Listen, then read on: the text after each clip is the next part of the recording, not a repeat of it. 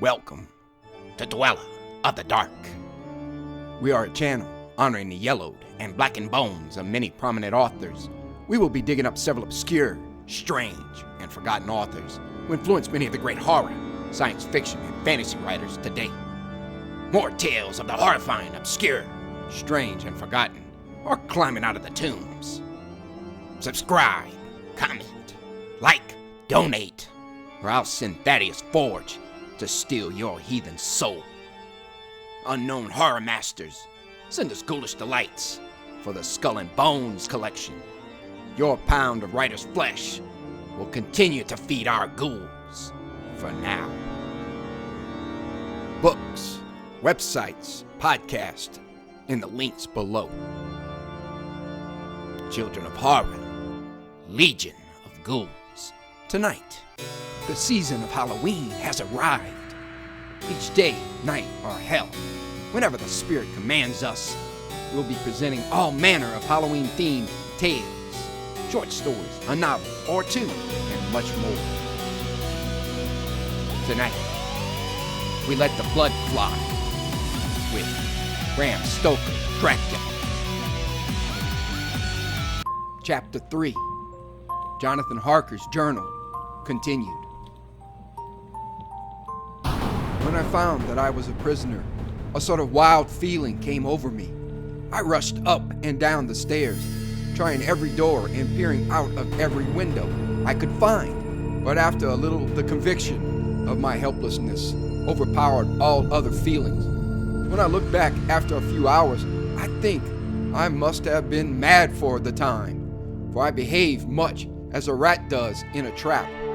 When, however, the conviction had come to me that I was helpless, I sat down quietly as I have ever done anything in my life, and began to think over what was best to be done.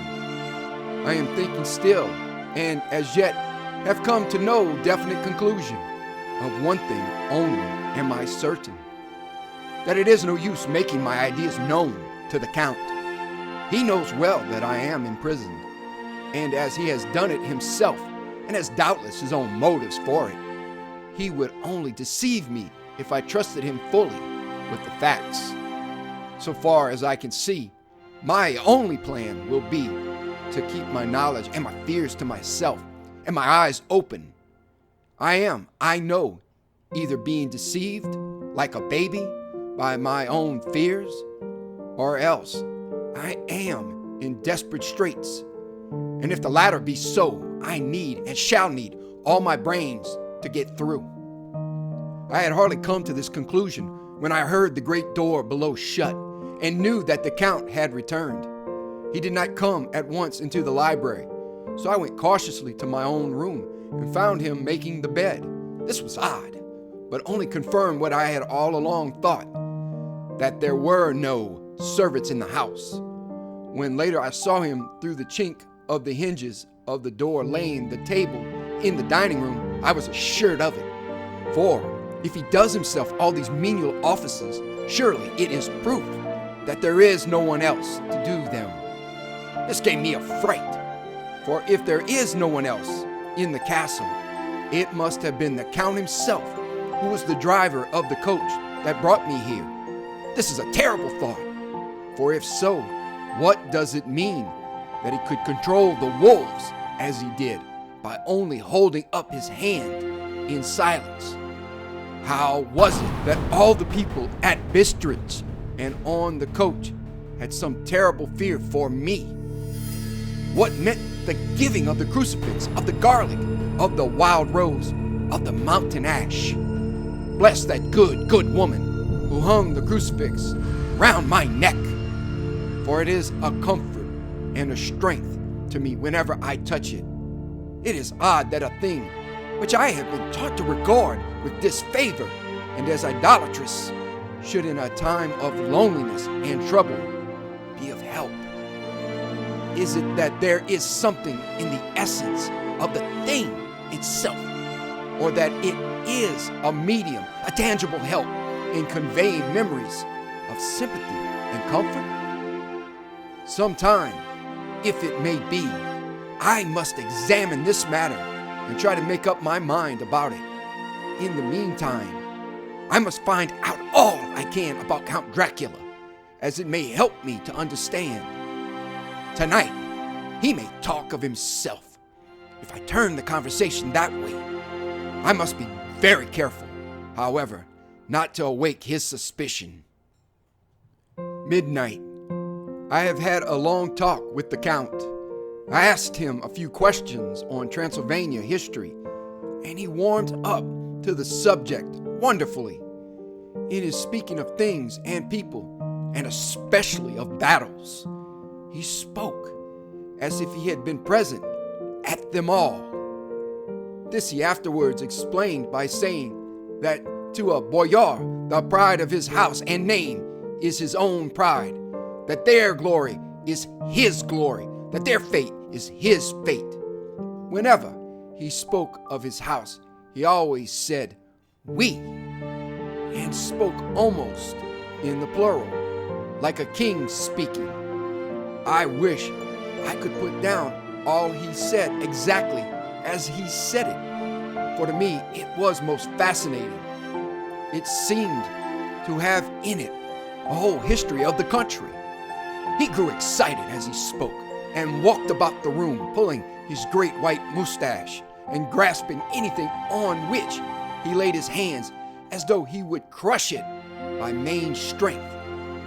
One thing he said, which I shall put down as nearly as I can, for it tells in its way the story of his race.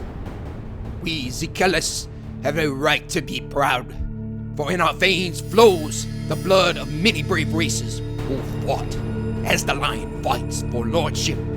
Here, in the whirlpool of European races, the Ugric tribe bore down from Iceland the fighting spirit which Thor and Woden gave them, which their berserkers displayed to such fell intent on the seaboards of Europe, aye, and of Asia and Africa too, till the peoples thought that the werewolves themselves had come.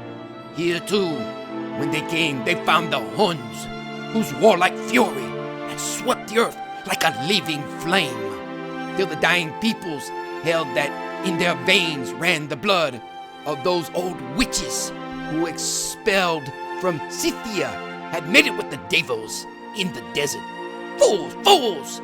What devil or what witch was ever so great as Attila, whose blood is in these veins? He held up his arms.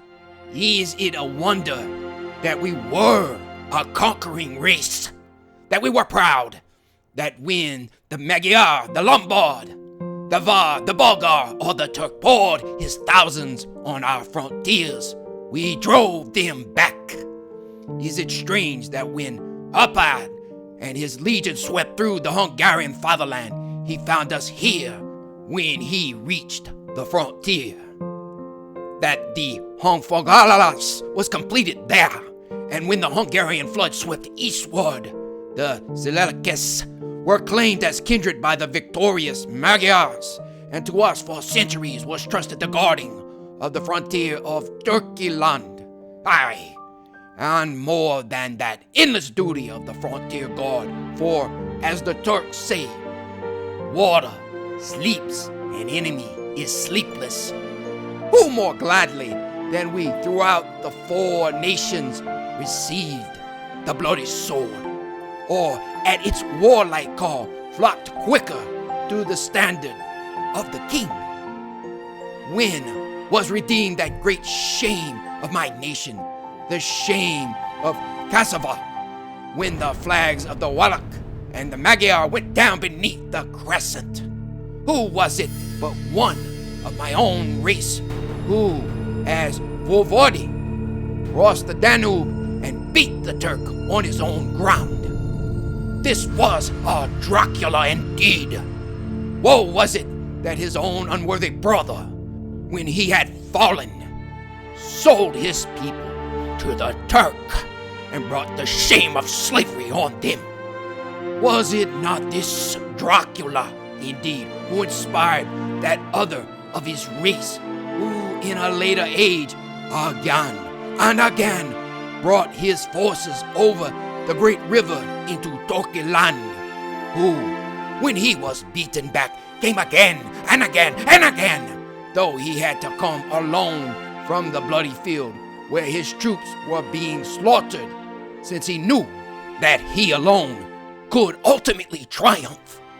They said that he thought only of himself. Bah! What good are peasants without a leader? Where ends the war without a brain and heart to conduct it? Again, when, after the Battle of Mohawks, we threw off the Hungarian yoke, we of the Dracula blood were amongst their leaders, for our spirit would not brook that we were not free.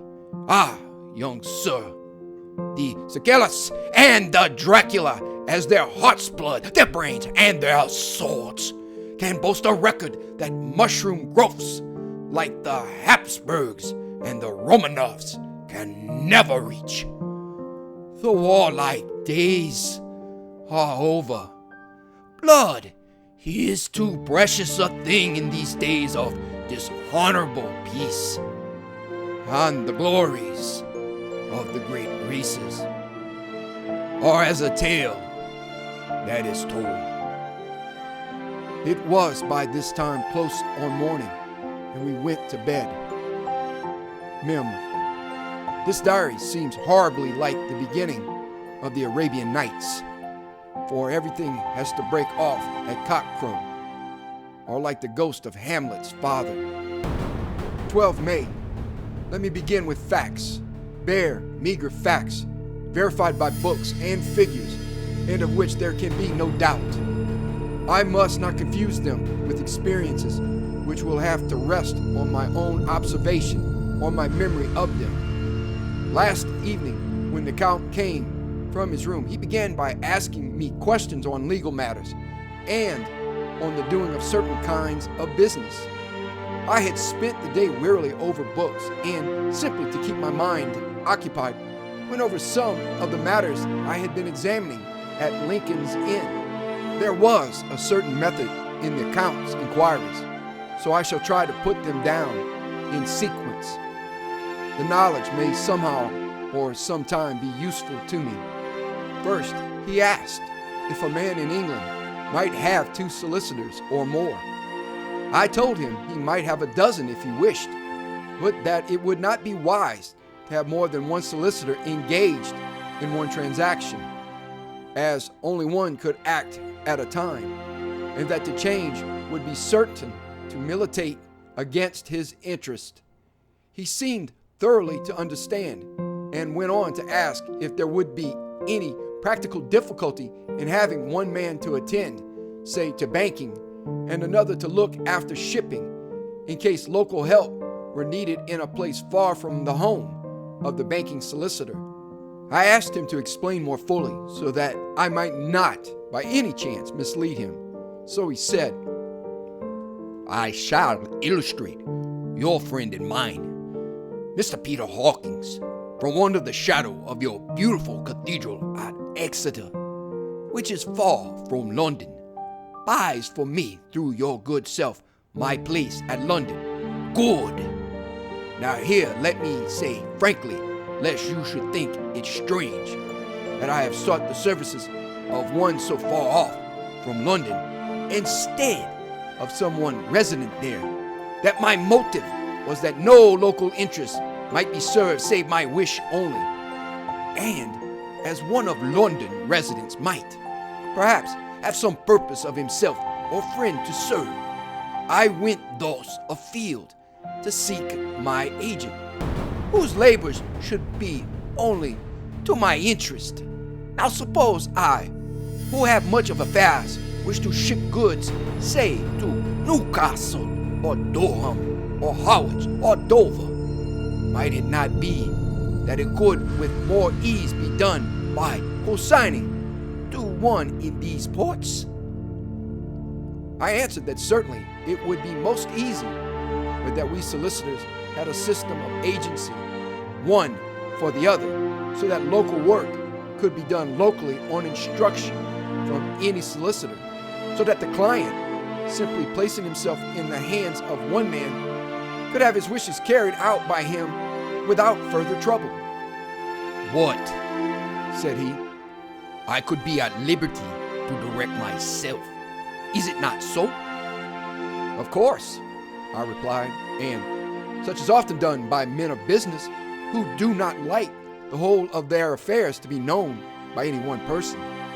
Good, he said, and then went on to ask about the means of making consignments and the forms to be gone through, and of all sorts of difficulties which might arise, but by forethought could be guarded against. I explained all these things to him to the best of my ability, and he certainly left me under the impression that he would have made a wonderful solicitor, for there was nothing that he did not think of or foresee. For a man who was never in the country and who did not evidently do much in the way of business, his knowledge and acumen were wonderful.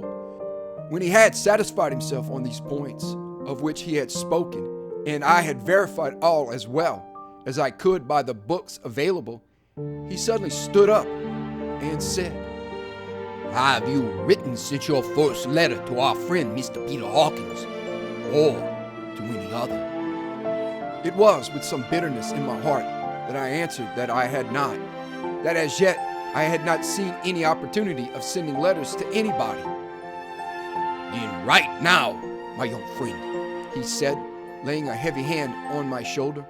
Write to our friend and to any other, and say, if it will please you, that you shall stay with me until a month from now. Do you wish me to stay so long? I asked, for my heart grew cold at the thought. I desire it much. Nay, I will take no refusal. When your master, employer, what you will, engage that someone should come on his behalf, it was understood that my needs only were to be consulted. I have not stinted. Is it not so? What could I do but bow acceptance? It was Mr. Hawkins' interest, not mine, and I had to think of him, not myself. And besides, while Count Dracula was speaking, there was that in his eyes and in his bearing which made me remember that I was a prisoner, and that if I wished it, I could have no choice. The Count saw his victory in my bow, and his mastery in the trouble of my face, for he began at once to use them, but in his own smooth, resistless way. I pray you, my good young friend, that you will not discourse of things other than business in your letters. It will doubtless please your friends to know that you are well, and that you look forward to getting home to them. Is it not so? As he spoke, he handed me 3 sheets of notepaper and 3 envelopes. They were all of the thinnest foreign post, and looking at them, then at him, and noticing his quiet smile, with the sharp, canine teeth lying over the red underlip, I understood as well as if he had spoken that I should be careful what I wrote, for he would be able to read it. So I determined to write only formal notes now, but to write fully to Mr. Hawkins in secret, and also to Mina, for to her I could write in shorthand, which would puzzle the Count if he did see it. When I had written my 2 letters, I sat quiet, reading a book whilst the Count wrote several notes, referring as he wrote them to some books on his table. Then he took up my 2 and placed them with his own, and put by his writing materials, after which the instant the door had closed behind him, I leaned over and looked at the letters, which were face down on the table. I felt no compunction in doing so, for under the circumstances, I felt that I should protect myself in every way I could. One of the letters was directed to Samuel F. Billington, number 7, The Crescent, Whitby. Another to Herr Lieutenant Varner. The third was to Coutts and Company, London, and the fourth to Heron, Klopstock, and Billroof Bankers, Budapest. The second and fourth were unsealed. I was just about to look at them when I saw the door handle move. I sank back in my seat Having just had time to replace the letters as they had been and to resume my book before the Count, holding still another letter in his hand, entered the room. He took up the letters on the table and stamped them carefully, and then turning to me, said, "I trust you will forgive me, but I have much work to do in private this evening. You will, I hope, find all things as you wish." At the door he turned, and after a moment's pause said, "Let me advise you, my dear young friend, nay, let me warn you with all seriousness, that should you leave these rooms, you will not by any chance go to sleep in any other part of the castle. It is old and has many memories, and there are bad dreams for those who sleep unwisely. Be warned. Should sleep now or ever overcome you, or be like to do, then haste to your own chamber or to these rooms, for your rest will then be safe. But if you be not careful in this respect, then..." He finished his speech in a gruesome way, for he motioned with his hands as if he were washing them. I quite understood. My only doubt was as to whether any dream could be more terrible than the unnatural, horrible net of gloom and mystery which seemed closing around me. Later, I endorsed the last words written, but this time there is no doubt in question. I shall not fear to sleep in any place where he is not. I have placed the crucifix over the head of my bed.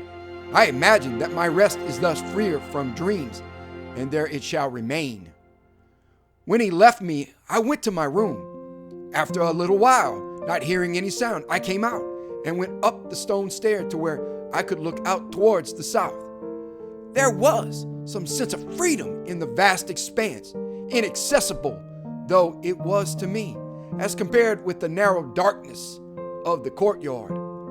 Looking out on this, I felt that I was indeed in prison, and I seemed to want a breath of fresh air, though it were of the night. I am beginning to feel this nocturnal existence tell on me. It is destroying my nerve. I start at my own shadow, and am full of all sorts of horrible imaginings. God knows that there is ground for my terrible fear in this accursed place. I looked out over the beautiful expanse, bathed in soft yellow moonlight, till it was almost as light as day. In the soft light, the distant hills became melted, and the shadows in the valleys and gorges of velvety blackness. The mere beauty seemed to cheer me. There was peace and comfort in every breath I drew. As I leaned from the window, my eye was caught by something moving a story below me, and somewhat to my left, where I imagined, from the order of the rooms, that the windows of the Count's own room would look out. The window at which I stood was tall and deep, stone mullioned, and though weather-worn, was still complete. But it was evidently many a day since the case had been there. I drew back behind the stonework and looked carefully out. What I saw was the Count's head coming out from the window. I did not see the face, but I knew the man by the neck and the movement of his back and arms. In any case, I could not mistake the hands, which I had had so many opportunities of studying. I was at first interested and somewhat amused, for it is wonderful how small a matter will interest and amuse a man when he is a prisoner. But my very feelings changed to repulsion and terror when I saw the whole man slowly emerge from the window and begin to crawl down the castle wall over that dreadful abyss, face down, with his cloak spreading out around him like great wings. At first, I could not believe my eyes.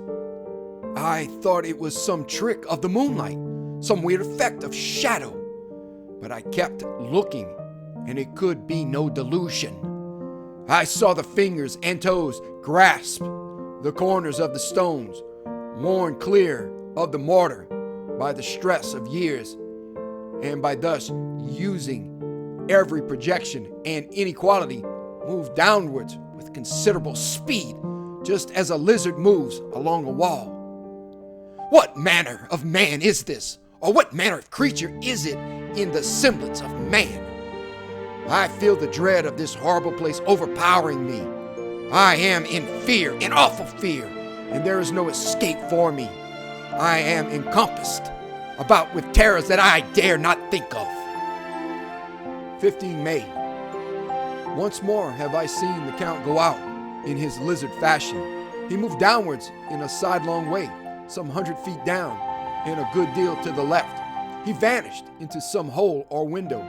When his head had disappeared, I leaned out to try and see more, but without avail.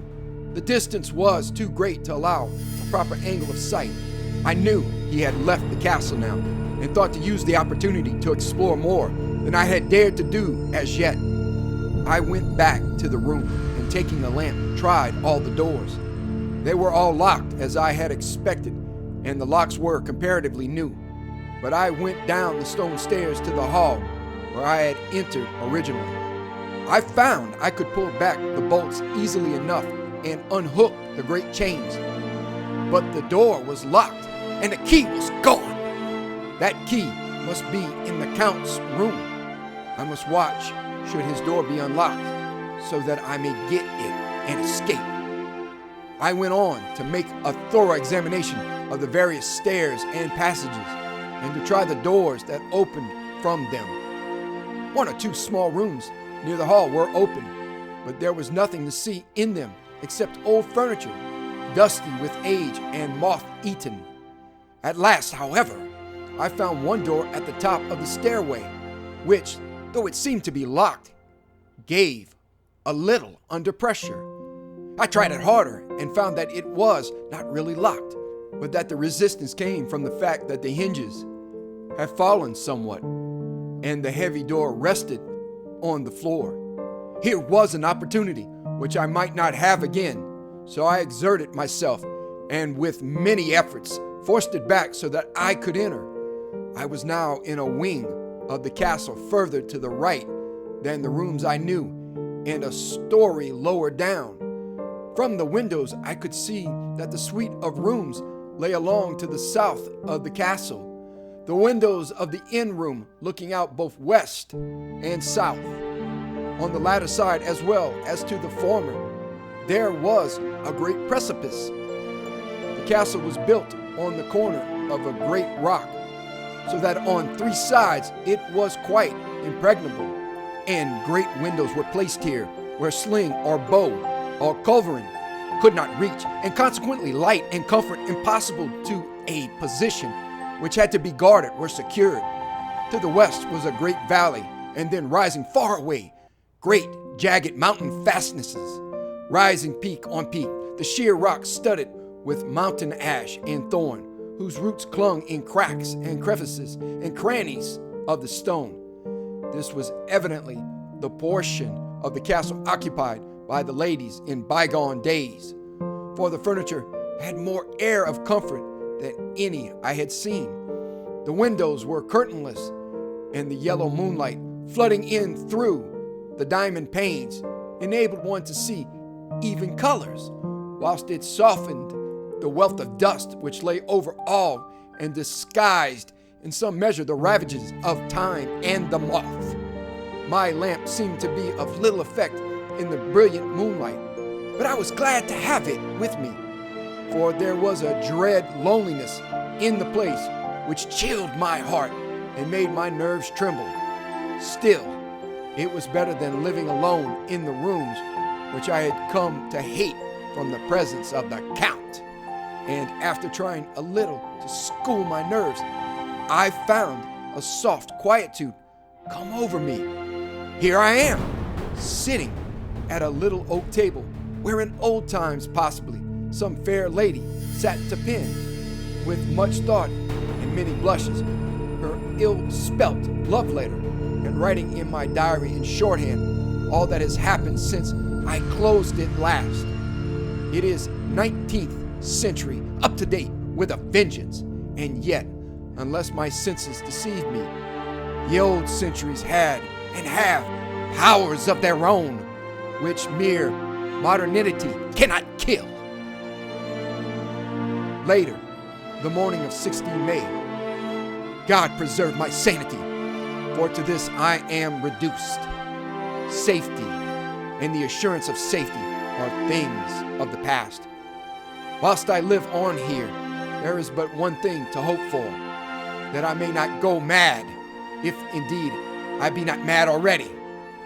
If I be sane, then surely it is maddening to think that of all the foul things that lurk in this hateful place, the Count is the least dreadful to me. That to him alone I can look for safety, even though this be only whilst I can serve his purpose. Great God, merciful God, let me be calm, for out of that way lies madness indeed. I begin to get new lights on certain things which have puzzled me. Up to now, I never quite knew what Shakespeare meant when he made Hamlet say, "My tablets, quick my tablets, 'tis meet that I put it down," etc. For now, feeling as though my own brain were unhinged, or as if the shock had come which must end in its undoing, I turned to my diary for repose. The habit of entering accurately must help to soothe me. The Count's mysterious warning frightened me at the time. It frightens me more now when I think of it, for in future he has a fearful hold upon me. I shall fear to doubt what he may say. When I had written in my diary and had fortunately replaced the book and pen in my pocket, I felt sleepy. The Count's warning came into my mind, but I took a pleasure in disobeying it. The sense of sleep was upon me, and with it, the obstinacy which sleep brings as outrider. The soft moonlight soothed, and the wide expanse without gave a sense of freedom which refreshed me. I determined not to return tonight to the gloom-haunted rooms, but to sleep here, where of old ladies had sat and sung and lived sweet lives, whilst their gentle breasts were sad for their menfolk away in the midst of remorseless wars. I drew a great couch out of its place near the corner, so that as I lay, I could look at the lovely view to east and south, and unthinking of and uncaring for the dust, composed myself for sleep. I suppose I must have fallen asleep. I hope so, but I fear, for all that followed was startlingly real, so real that now sitting here in the broad, full sunlight of the morning, I cannot in the least believe that it was all sleep. I was not alone. The room was the same, unchanged in any way since I came into it. I could see along the floor, in the brilliant moonlight, my own footsteps marked where I had disturbed the long accumulation of dust.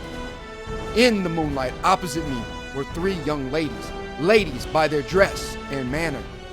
I thought at the time that I must be dreaming when I saw them, for though the moonlight was behind them, they threw no shadow on the floor. They came close to me and looked at me for some time, and then whispered together. Two were dark and had high aquiline noses like the Count, and great dark piercing eyes that seemed to be almost red when contrasted with the pale yellow moon. The other was fair as can be, with great wavy masses of golden hair and eyes like pale sapphires. I seemed somehow to know her face, and to know it in connection with some dreamy fear, but I could not recollect at the moment how or where. All three had brilliant white teeth that shone like pearls against the ruby of their voluptuous lips. There was something about them that made me uneasy, some longing, and at the same time some deadly fear. I felt in my heart a wicked, burning desire that they would kiss me with those red lips. It is not good to note this down, lest someday it should meet Mina's eyes and cause her pain. But it is the truth. They whispered together, and then they all three laughed. Such a silvery, musical laugh, but as hard as though the sound never could have come from the softness of human lips. It was like the intolerable, tingling sweetness of water glasses when played on by a cunning hand. The fair girl shook her head coquettishly, and the other two urged her on. One said, Go on! You are first. We shall follow. Yours is the right to begin. The other added, He is young and strong. There are kisses for us all. I lay quiet, looking out under my eyelashes in an agony of delightful anticipation. The fair girl advanced and bent over me till I could feel the movement of her breath upon me. Sweet it was, in one sense, honey sweet, and sent the same tingling through the nerves as her voice, but with a bitter underlying the sweet, a bitter offensiveness as one smells in blood. I was afraid to raise my eyes, but looked out and saw perfectly under the lashes. The girl went on her knees and bent over me, simply gloating. There was a deliberate voluptuousness which was both thrilling and repulsive, and as she arched her neck, she actually licked her lips like an animal, till I could see in the moonlight the moisture shining on the scarlet lips and on the red tongue as it lapped the white, sharp teeth. Lower and lower went her head as the lips went below the range of my mouth and chin and seemed about to fasten on my throat. Then she paused, and I could hear the churning sound of her tongue as it licked her teeth and lips, and could feel the hot breath on my neck. Then the skin of my throat began to tingle as one's flesh does when the hand that is to tickle it approaches nearer, nearer. I could feel the soft, shivering touch of the lips on the supersensitive skin of my throat, and the hard dents of two sharp teeth just touching and pausing there. I closed my eyes in a languorous ecstasy and waited with beating heart. But at that instant, another sensation swept through me as quick as lightning. I was conscious of the presence of the Count, and of his being as if lapped in a storm of fury. As my eyes opened involuntarily, I saw his strong hand grasp the slender neck of the fair woman, and with giant's power, draw it back. The blue eyes transformed with fury, the white teeth chomping with rage, and the fair cheeks blazing red with passion. But the Count! Never did I imagine such wrath and fury, even to the demons of the pit. His eyes were positively blazing. The red light in them was lurid, as if the flames of hellfire blazed behind them. His face was deathly pale, and the lines of it were hard, like drawn wires. The thick brows that met over the nose now seemed like a heaving bar of white-hot metal. With a fierce sweep of his arm, he hurled the woman from him and then motioned to the others as though he were beating them back. It was the same imperious gesture that I had seen used to the wolves. In a voice which, though low and almost in a whisper, seemed to cut through the air and then ring round the room, he said, How dare you touch him, any of you? How dare you cast eyes on him when I had forbidden it? Back, I tell you all, this man belongs to me. Beware how you meddle with him, or you'll have to deal with me. The fair girl, with a laugh of ribald coquetry, turned to answer him. You yourself never loved. You never loved. On this, the other woman joined, and such a mirthless, hard, soulless laughter rang through the room that it almost made me faint to hear. It seemed like the pleasure of fiends. Then the Count turned, after looking at my face attentively, and said in a soft whisper, Yes, I too can love. You yourselves can tell it from the past. Is it not so? Well, now I promise you that when I am done with him, you shall kiss him at your will. Now go, go. I must awaken him, for there is work to be done. Are we to have nothing tonight? said one of them with a low laugh, as she pointed to the bag which he had thrown upon the floor, and which moved as though there was some living thing within it. For answer, he nodded his head. One of the women jumped forward and opened it. If my ears did not deceive me, there was a gasp and a low wail, as of a half-smothered child. The women closed round, whilst I was aghast with horror. But as I looked, they disappeared, and with them the dreadful bag. There was no door near them, and they could not have passed me without my noticing.